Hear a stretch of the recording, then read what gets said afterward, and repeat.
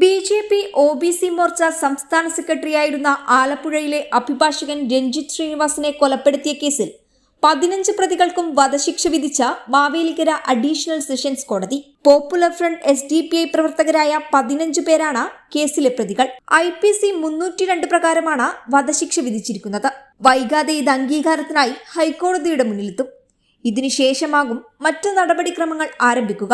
കേസിൽ ആദ്യഘട്ടത്തിൽ വിചാരണ നേരിട്ട 15 പ്രതികൾ കുറ്റക്കാരാണെന്ന് ശനിയാഴ്ച കോടതി കണ്ടെത്തിയിരുന്നു.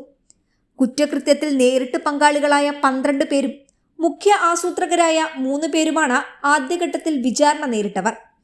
2021 ഡിസംബർ 19 ആലപ്പുഴ വെള്ളക്കിണറുള്ള വീട്ടിൽ അതിക്രമിച്ചു കയറിയ പോപ്പുലർ ഫ്രണ്ട് പ്രവർത്തകർ അമ്മയുടെയും ഭാര്യയുടെയും മകളുടെയും മുന്നിൽ വച്ച രഞ്ജിത്തിനെ ക്രൂരമായി കൊലപ്പെടുത്തിയത്.